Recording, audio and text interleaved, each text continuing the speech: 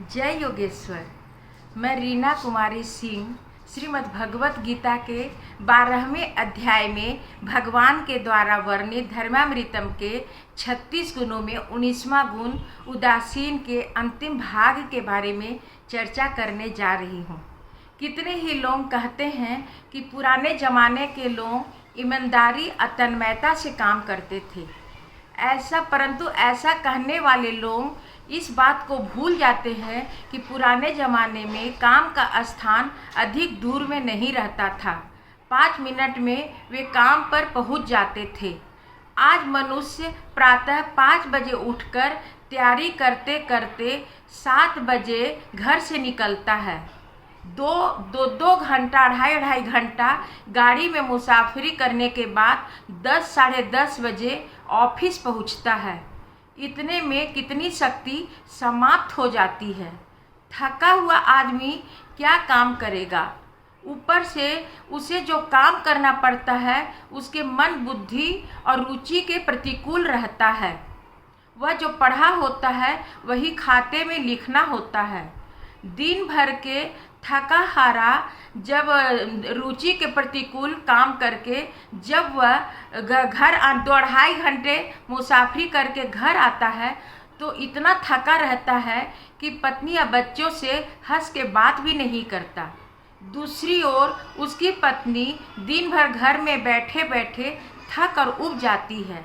ऐसे थके पति पत्नी के गृहस्थ का आनंद कहाँ से आए? इससे मनुष्य उद्विग्न हो जाता है। विवाह किया, पत्नी आई, बच्चे हुआ, खाना पीना खाया, बस। क्या इसे गृहस्थी कहते हैं? यह जीवन नहीं है। जीवन मन को प्रशिक्षित, नियंत्रित पुष्ट करने से उसे जीवन कहते हैं। यदि ऐसा न हो तो जीवन व्यवस्था में ही कोई कमी है। स्वाध्याय करने से जीवन की कमी में ध्यान जाता है।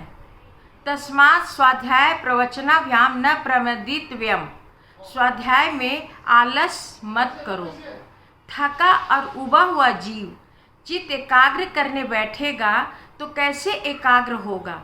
मनुष्य व्यवहारिक और गृहस्थ चिंताओं से थक जाता है और जिसे यह चिंता नहीं होती वह घर में बेकार बैठे बैठे उब जाता है।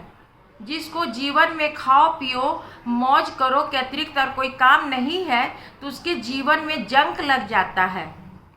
भगवान सदा आनंद रूप अचिन्मय है। इसलिए भगवान में चित्त एकाग्र और थकान और उब रहित जीवन चिन्मय तरोताजा होना चाहिए। चित्त एकाग्र 1 घंटा चित्त एकाग्र किया जाता है लेकिन 23 घंटा जीवन का नियमन करना चाहिए। जो चित्त एकाग्र खिड़की दरवाज़ा बंद करके चित्त एकाग्र नहीं होता है। कितने लोग कहते हैं कि हमारे जीवन में अनंत चिंताएं हैं। भगवान कहते हैं कि तुम मेरा हाथ पकड़ो, मेरे पर विश्वास रखो और चिंता छोड़ दो। तुम चिंता क्यों करता है?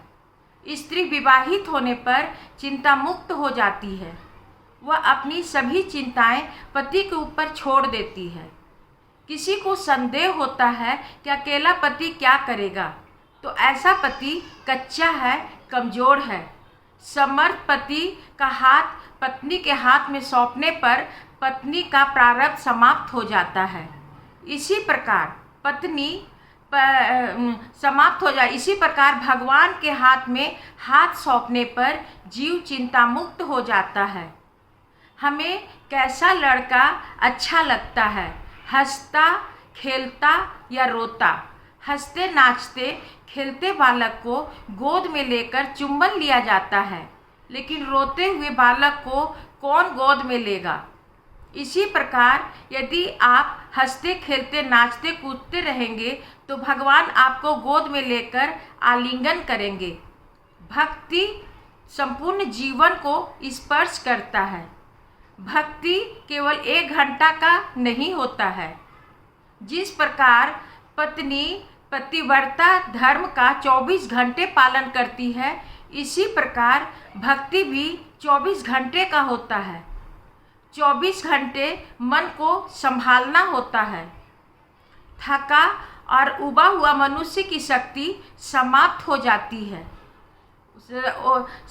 जाती है, वह चैतन्य रहित हो जाता है। उसका प्रतिबिंब उसके चेहरे पर पड़ता है। तो मनुष्य के शरीर का सामर्थ्य है कि वह 18 घंटे तक दौड़ नहीं सकता। उसे बीच में विश्राम की आवश्यकता होती है। 3 घंटा दौड़ो तो आधा घंटा विश्राम करो। इसीलिए पाठशाला में बच्चों को अवकाश दिया जाता है।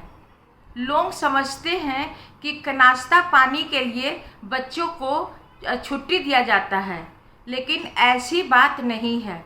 घंटे बैठे रहने, पढ़ने और पढ़ाने से शरीर मन बुद्धि थक जाती है। इसीलिए विश्राम की आवश्यकता होती है। तस्मात् शास्त्रम प्रमाणम ते। शास्त्र के अनुसार जीवन जीने से जीवन कष्टमय और परेशानी जीवन में नहीं आती है। शरीर मन बुद्धि थके नहीं, यह हमारे हाथ की बात है। भगवान तो भोजन की व्यवस्था करके पहले ही रखे हुए हैं। इस प्रकार हमें यदि हम अपने जीवन को व्यवस्थित और सुरक्षित रखते हैं तो न हमें थकान होता है और न हम उबते हैं, न व्यथा होती है। एक मराठी संत कहते हैं कि तुमने भगवान के साथ संबंध स्थापित किया है, भगवान के हाथ में अपना हाथ दिया है, इसलिए तुम्हें खेद करने की आवश्यकता नहीं है। भगवान सब जानते हैं, वह तुम्हें संभालेंगे। मेरी डोर तेरे हाथ में, प्रभु संभालो। तो प्रभु मैं अपना काम ईमानदारी से करता हूँ, और आप भगवान बोले भी हैं कि अपना काम ईमानदारी से करो और मुफ्त में भगवान से भी इच्छा मत करो। तो अपना काम ईमानदारी से अब मुझे कैसे रखना है तू संभालो। इस प्रकार के परिपूर्ण हो जाने वाले जीव को गीता गतव्यथ कहती है। धन्यवाद। यदि यह एपिसोड अच्छी लगी हो तो लाइक और सब्सक्राइब अवश्य कीजिए।